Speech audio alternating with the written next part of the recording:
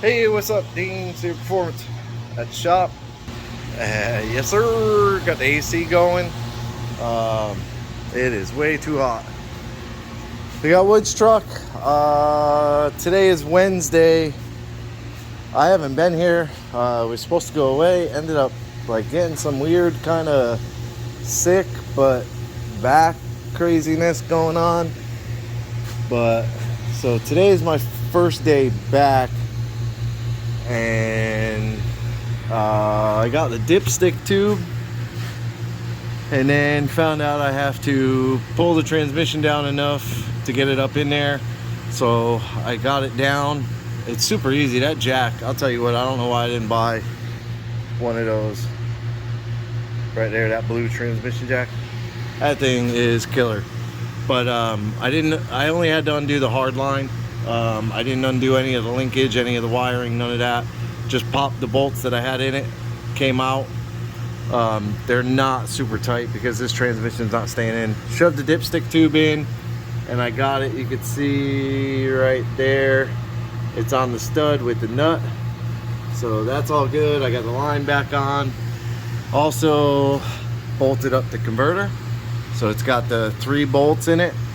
It doesn't need 6. It doesn't make 1,000 horsepower or nothing like that. Starter's back in it, and then I went ahead and started thinking about the exhaust. And this Speed Engineering pipe, not that I'm a big fan of it, but it works, is meant to be up in here. And I hate that. It's underneath the transmission. It gets the transmission really, really hot. So what I did was I moved everything back about a foot, I guess. Moved it all back so that the crossover is behind the transmission cross member. So I'll literally get a new transmission and I will be able to pop this transmission out. I'll have to do a little bit of finagle right there, but it won't be a big deal. I could drop the back of the transmission and drop the transmission down, whichever way, but I shouldn't need to do it. I gotta tie up all this wiring. I'm probably gonna do some kind of like a heat wrap on it. But I gotta get all of that off the exhaust, but I got it completely hooked together with a long piece going back. I got the hanger right there, like the factory hanger.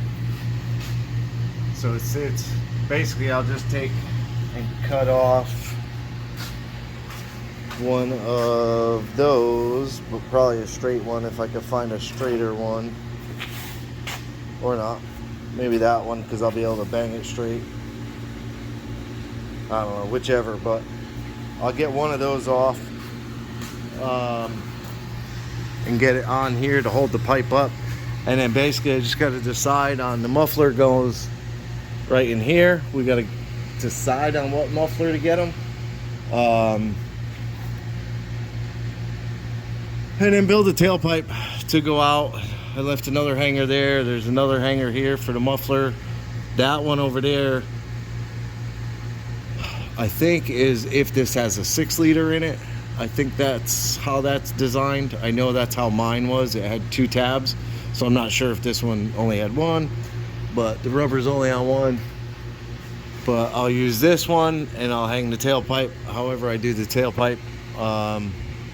I don't know if I'm gonna, I probably go out on an angle. So, shouldn't be too hard. It's close to being straight. If I get like an offset muffler, that would be really, really good, because then it'll come out like over here and I won't have to kind of do a jog for the shock. And then I can come up, around, and straight out. And I have that whole box of fittings. I haven't used any fittings out of the box yet, which is cool.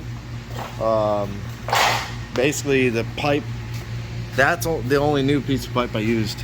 This one, it's more of that brushed finish, which I really like that brush finish, and it welds a lot nicer than this chrome stuff. Like, these are all really, really tight gaps. I made sure to get it really, really tight, and it still like falls out in areas, just certain sections of it. You can see right there is like really nice color, but right here, like, it just falls out. It's just weird the way this stuff welds. It's almost like there's just certain spots of impurity in it. but overall, you know, they're not horrible welds. That one came out pretty good, but then again, you know, a spot. See how tight that gap is? Like I confuse it, and then it just pops. The V-bands always weld good. So yeah, and then it has a band clamp here, that'll take, and then a band clamp here, so that you could push that back, take the Y off, and then you have individual sides. I don't know that you would be able to get that clamp, and take this whole piece out. You might, but then again, you might not. So this way you just pop the clamp there, pop the clamp here, take it out. Or you might only need to pop it there. I don't know. I don't plan to take it back out. It's on the truck, it's staying on the truck, unless I absolutely have to take it out. But yeah, so moving along, I got the rack out. It's out in the car now. I gotta exchange it. It does have a warranty on it, which is cool. So I got the rack out. I popped the seals off. So I'll go exchange that and get the new one in. And that'll be all done. Hopefully there'll be no more power steering leak. But yeah, moving along. Talking with the transmission guy. I don't know. He's having some issues. I don't know. But I'm not. It's to the point now where if you're not gonna do what you say you're gonna do in the time you say you're gonna do it, then I'm not gonna bother to do business with you. I mean, that's just what it is. You know, the guy's, he's a good transmission builder. His price is really good, but I can only wait so long. So we'll see what happens. Hopefully he gets them both done in the next 2 or 3 weeks, and we could have Wood's truck 100% done. I got to figure out what's wrong with the brakes still, because when we moved it in here, it had no brakes at all. So we got to figure out what's wrong with the brakes, get that fixed. Once the new transmission's here, we can get that in. It should be tuned by then, and we should be good to go. So yeah, quick update. Tomorrow I'll have the rack in, probably get it on the ground, check the brakes. So maybe drivable tomorrow, maybe. So we'll see. Appreciate you watching. Like, subscribe, leave me a comment. Have a good day.